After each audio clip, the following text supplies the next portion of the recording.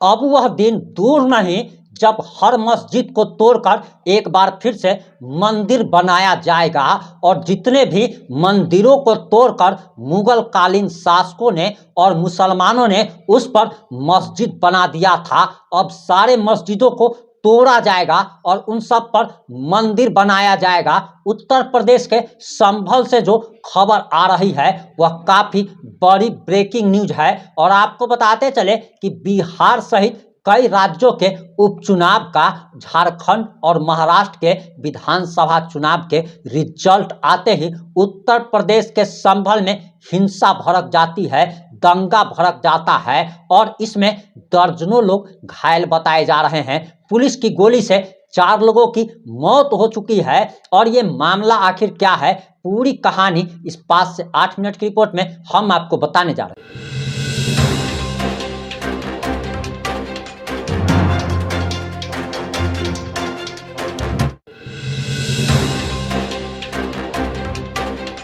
नमस्कार, मैं प्रिंस कुमार सिंह और आप देख रहे हैं पॉजिटिव इंडिया। इस वक्त की सबसे बड़ी खबर उत्तर प्रदेश से आ रही है और उत्तर प्रदेश का संभल जल रहा है और आखिर ये जल क्यों रहा है वो भी हम आपको आगे बताएंगे, लेकिन आप ये चीज जान लीजिए कि ये सब कुछ जो कुछ भी हो रहा है ये भाजपा की रणनीति का हिस्सा है। भारतीय जनता पार्टी बाबरी मस्जिद को तोड़कर उस पर राम मंदिर बनाने का एक उद्देश्य लेकर सत्ता में आई और सत्ता मिलने के बाद सत्ता में बने रहने के लिए आखिर उसको क्या क्या करना पड़ रहा है और आगे वो क्या क्या करने वाली है, जरा ये भी जान लीजिए कि एक मस्जिद को तोड़कर उस पर प्रभु श्री राम का मंदिर बनाने का जो उद्देश्य लेकर बीजेपी चली थी वह कहीं ना कहीं पूरा हो गया है। लेकिन इसके बाद बीजेपी को अगर सत्ता में बने रहना है तो उसे हिंदुत्व का मुद्दा उठाते रहना पड़ेगा और जितने भी ऐसी मस्जिदें हैं जिस पर यह आरोप लग रहा है कि मंदिर को तोड़कर वहां पर मस्जिद बनाई गई, अब उन सभी मस्जिदों को तोड़कर उन पर मंदिर बनाया जाएगा। और अब तो बवाल मच गया है, अब इस पर अखिलेश सिंह यादव का भी बयान सामने आ गया है, तेजस्वी यादव का भी बयान सामने आ गया है और आजाद समाज पार्टी के नेता चंद्रशेखर रावण को संभल जाने से पुलिस ने रोक दिया है। सबसे पहले आप तेजस्वी यादव का और अखिलेश यादव का इस पर क्या बयान आया है, सबसे पहले आप बयान सुनिए, उसके बाद हम आपको बताएंगे कि आखिर संभल में हिंसा क्यों भड़क गई, आखिर आग जो है वो कहां लगी जिसके कारण इतना ज्यादा लोग मर रहे हैं, लोग घायल हो रहे हैं। विकास की बात नहीं हो रही, मुद्दे की बात नहीं करते भाजपा के लोग। यूपी में जिस तरीके से तांडव ये लोग कर रहे हैं, वो लोग चाहते हैं कि यूपी से पूरे देश में माहौल जो है हिंसक करें, नफरत फैलाएं। और आज ताज्जुब की बात है कि सरकार जिस तरीके से पुलिस का दुरुपयोग कर रही है, मतलब पुलिस के लोगों को गुंडा मवाली जो है उसमें तब्दील कर दिया गया है। जिस हिसाब से क्रिमिनल बना दिया गया है पुलिस के लोगों को यूपी में, ये बहुत ही दुर्भाग्यपूर्ण है। उन सब IAS IPS अधिकारियों को भी कम से कम इस तरह का काम नहीं करना चाहिए। जो लोग भी हैं सब लोग शपथ लेकर के संविधान का आज संवैधानिक पद पर है। संवैधानिक पद पे अगर लोग अगर इस तरह का काम करेंगे, पुलिस का काम क्या है? सबके साथ इंसाफ करना, माहौल को ठीक करना। लेकिन जिस हिसाब से यूपी में पुलिस का गुंडाकरण कर दिया गया है, ये बहुत ही दुर्भाग्यपूर्ण है। ये पूरी तरीके से भाजपा जो है एकदम नफरत ही नहीं, ये लोग किसी भी प्रकार से देश को तोड़ना चाहते हैं। इसलिए हम सब लोग जो है एकजुट हैं। इनके नफरत के डिज़ाइन को हम लोग जानते हैं। अगर कहीं भी इस तरह का प्रयास अगर बिहार में अगर कोई करेगा तो हम लोग जो है चुप बैठने वाले लोग मैं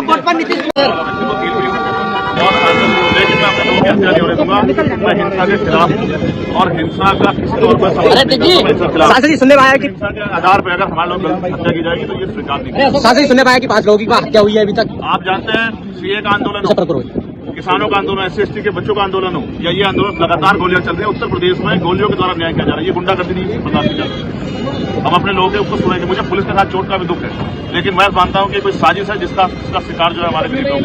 अच्छा, ये आज सर- उनकी आवाज उठाने वाला कोई नहीं, लेकिन चर्चा में नहीं बैठेगा, मैं आपको विश्वास दिलाता हूँ। देखिए वो वहाँ पे आपकी जो उनके साथ कम्युनिटी है वो उसमें दिखाई पड़ेगी। हम सकते हैं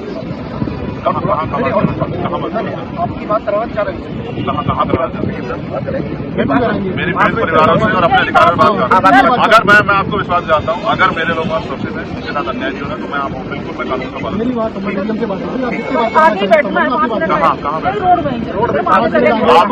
आप मुझे जाने नहीं दोगे, मुझे ऐसा लग रहा है आप मुझे वापस कर दोगे। आप जानते हो कि मैं संविधान का पालन करता हूँ। परिवार वाले अपने बच्चे को एक कांटा लगता तकलीफ होती है, 4 लोगों की जान चली गई।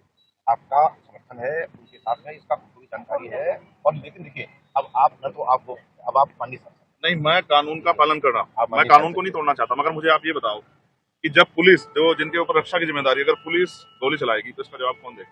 आप नहीं देख रहे क्या? सर्वे कमिश्नर जा रहे हैं, उनके साथ साथ क्या है निश्चित आगे संभल में क्या तो यहाँ भी है, यहाँ भी कहाँ दिखाओ मुझे, इसके आधार पर को ऐसा है। नहीं हम ऑर्डर होगा। आपसे गलत नहीं बोलेंगे। मैं जहाँ तक विनीत भटनागर जी तो मेरे यहाँ रहे हैं, मैं लाई दिखाई। नहीं अरे सर हम दिखा देंगे आपको, लेकिन सर ये दिखा नहीं है तो पहले बैठ के कहीं बात करके ये नहीं बात, ये आप देखो पार्लियामेंट में सेशन शुरू हुआ, हम लोगों ने इस विषय को उठाया, बहुत जोर शोर से सदन स्थगित हो गया। ठीक है, वो उनको पावर विशेषाधिकार है कि वो वहाँ सदन को स्थगित करते हैं, बात करते हैं, लेकिन यहाँ सड़क पे जब उन लोगों को आज हमारी जरूरत है, हम नहीं जाएंगे तो कौन जाएगा? आपका उसके साथ में ये वो भी जानते हैं इस बात। आप नहीं जानते उत्तर प्रदेश में गोली चल रही है, 4 लोग दर्ज करना, ऐसा उदाहरण कभी किसी को मिला होगा देखने को, सुनने को? एक पुलिस अफसर ये कह रहा हो कि नेता बनना छोड़ दो, नेताओं का सहारा लेना छोड़ दो, किसके लिए भाषा थी वो? और मैं ये कहना चाहता हूं, हालांकि सब जानकारी आपके पास है, दुखद है कि नईम जैसे नौजवान की जान चली गई, बिलाल की जान गई है, रोमान की जान गई है, कैफ, अयान, और इसमें से कुछ कम उम्र के भी हैं। मुझे याद है जब मैं लखनऊ में प्रेस कर रहा था, उस समय जो जानकारी थी और जो जानकारी छिपाई जा रही थी, जब वहां पर लोकल स्तर से जानकारी हासिल हुई, तब मैंने कहा कि नईम की जान गई है और पुलिस की गोली से गई है। आप लोगों पे सब वीडियोस हैं, आप लोगों पे जगह जगह से वीडियोस मिले हैं, कवरेज है पूरा का पूरा कराया गया ये दंगा है।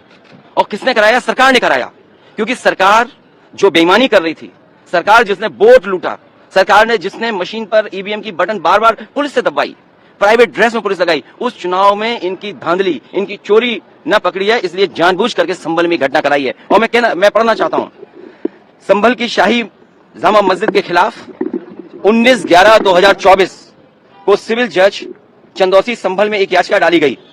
कोर्ट ने दूसरे पक्ष की सुने बगैर उसी दिन 19/11/2024 को सर्वे के आदेश दे दिए। ताज्जुब तो इस बात का है कि ऑर्डर मिलने के बाद ही संभल के जिलाधिकारी, संभल के पुलिस अधीक्षक आदेश को पढ़े बगैर 2 घंटे बाद ही सर्वे के लिए पुलिस बल के साथ शाही जामा मस्जिद पहुंच गए। जामा मस्जिद की कमेटी, जनप्रतिनिधि, उलेमा इकराम, सभी अधिवक्ताओं ने सहयोग दिया। जिस समय पहली बार सर्वे हुआ है और कोर्ट के आदेश के बाद पूरा का पूरा सहयोग, जो भी वहां जिम्मेदार लोग थे, जो भी जिम्मेदार वहां पर मौके पे थे, सबने सहयोग किया।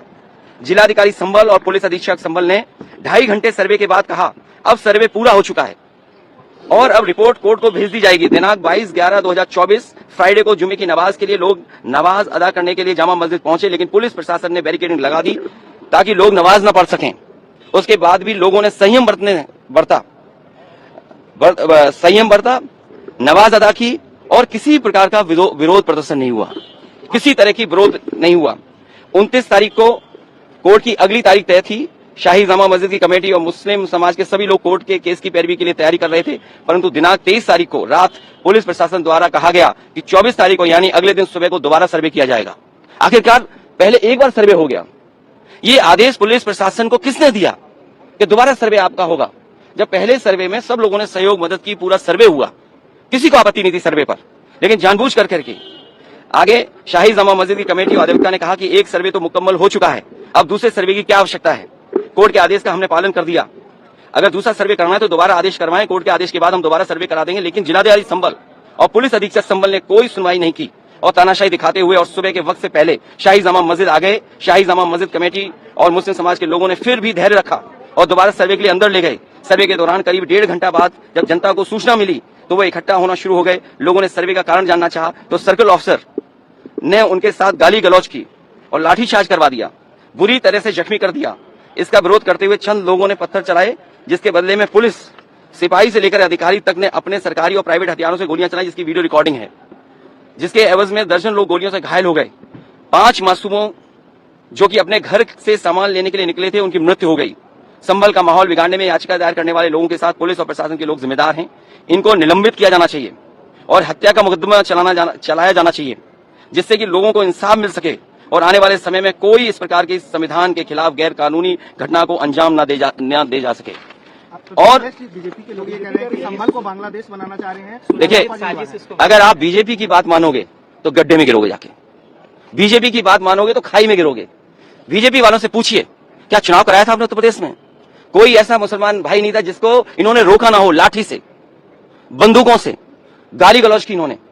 हम लोग लगातार कहते रहे और फिर बीजेपी के पास जवाब किया। जब चुनाव आयोग को शिकायत की गई तो चुनाव आयोग ने खाना पूर्ति कर करके कुछ अधिकारियों के खिलाफ कार्रवाई की। क्या ये बता सकते हैं क्यों कार्रवाई हुई थी उनके ऊपर? क्या वोट रोकने का अधिकार था? क्योंकि वोट लूटने पे चर्चा न हो। ये लोग लूटने वाले लोग हैं, इनके लिए लोग कोई मायने नहीं रखते, लोग मायने नहीं रखते। इन्होंने तंत्र से समर्थन लिया और तंत्र से ही अन्याय कर रहे हैं। उनका सीधा साधा फार्मूला है, पहले वो अन्याय करते हैं, अगर आप अन्याय का विरोध करोगे तो आप उन्हीं के अधिकारी आपके खिलाफ तमाम मुकदमे दर्ज करा देंगे। क्या जियाउल इस्लाम वहां थे, हमारे विधायक वहां थे और सांसद थे क्या वहां? जियाउर रहमान, कोई बता दे।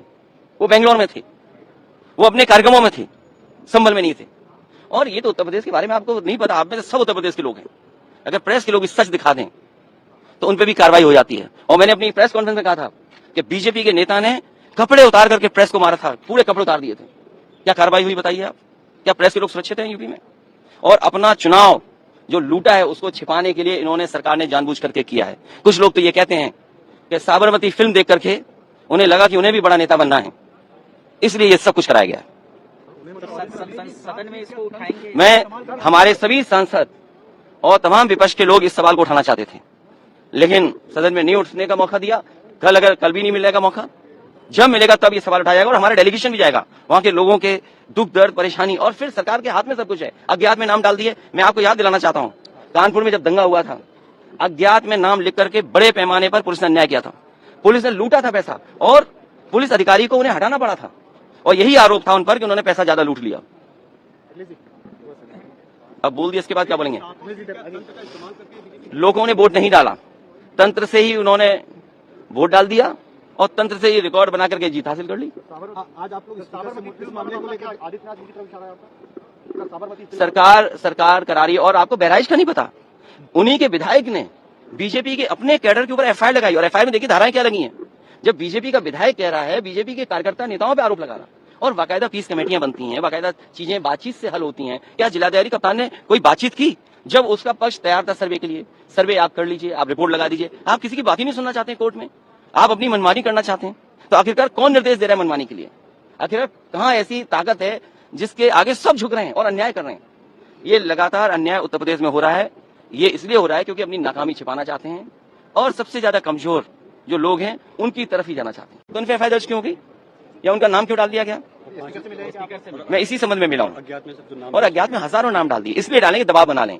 और पुलिस तो जानते हो कैसे काम करती है यूपी की। आपने बयान सुन लिया होगा। अब आपको हम बताने जा रहे हैं कि आखिर संभल में हिंसा क्यों भड़क उठी। आपको बताते चले कि यूपी के जिले संभल में मुगल काल में बनी जामा मस्जिद के सर्वे के लिए कोर्ट आदेश देता है। एक टीम मस्जिद में सर्वे के लिए जाती है। इसके बाद कोर्ट के आदेश का विरोध कर रहे प्रदर्शनकारियों ने पुलिस पर पथराव किया, आगजनी की और इसी दौरान फायरिंग में पुलिस की गोली लगने से 4 लोगों की मौत हो गई है। लेकिन आप सबसे पहले ये जान लीजिए कि हिंदू पक्ष का दावा है कि जामा मस्जिद के स्थान पर पहले हरिहर मंदिर था, जिसे मुगल सम्राट बाबर ने साल 1529 में गिरा दिया था और वहां पर जामा मस्जिद का निर्माण कराया गया था। यानी कि हिंदू पक्ष उस जमीन पर अपना दावा कर रहा है। सर्वेक्षण के आदेश के तुरंत बाद मुस्लिम समुदाय में असंतोष उत्पन्न होता है और मुसलमान आखिर जब गुस्साते हैं तो क्या करते हैं, उससे आप सभी लोग वाकिफ है कि मुसलमानों को जब गुस्सा आता है तो पुलिस पर पथराव करते हैं, पुलिस पर गोलियां चलाते हैं, हिंदुओं के घरों पर पथराव किया जाता है, हिंदुओं को मारने की, सरकारी संपत्तियों को तहस नहस करने की कोशिश की जाती है। और यही सब कुछ यूपी के संभल में हुआ।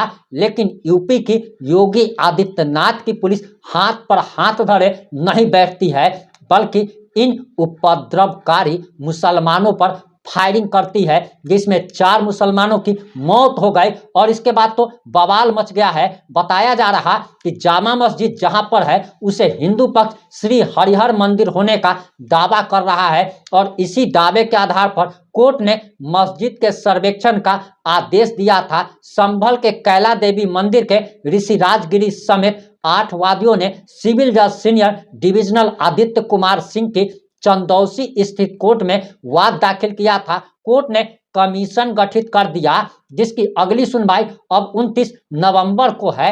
लेकिन उससे पहले ही बवाल मच जाता है, क्योंकि वहां पर जब सर्वेक्षण टीम जाती है तो मुसलमान भड़क जाते हैं, मुसलमान दंगा करने पर उतारू हो जाते हैं, कानून व्यवस्था की स्थिति बदतर हो जाती है। जिसके बाद योगी की प्रशासन सख्ती से इन उपद्रवकारियों से निपटती है। वहीं हिंदू पक्ष के एक स्थानीय वकील गोपाल शर्मा ने बताया कि कोर्ट में दायर याचिका में बताया गया है कि बाबरनामा और आईन ए अकबरी ने पुष्टि की है कि उस स्थान पर हरिहर मंदिर था जहां अभी जामा मस्जिद है। मंदिर को मुगल सम्राट बाबर ने 1529 में ध्वस्त कर दिया था, मंदिर को तोड़ दिया था। और बाबर के बारे में आप सभी जानते हैं कि उसने हजारों मंदिरों को तोड़कर उस पर मस्जिद का निर्माण कराया था। और महंत ऋषि राजगिरी महाराज ने 19 नवंबर को सिविल कोर्ट में याचिका दायर कर सर्वे की मांग की थी, और उनकी मांग को कोर्ट ने स्वीकार भी कर लिया। लेकिन उसके बाद बवाल मचता है, और बवाल के बाद आखिर क्या हुआ, नेताओं का क्या प्रतिक्रिया आया, वो भी आपने सुन लिया।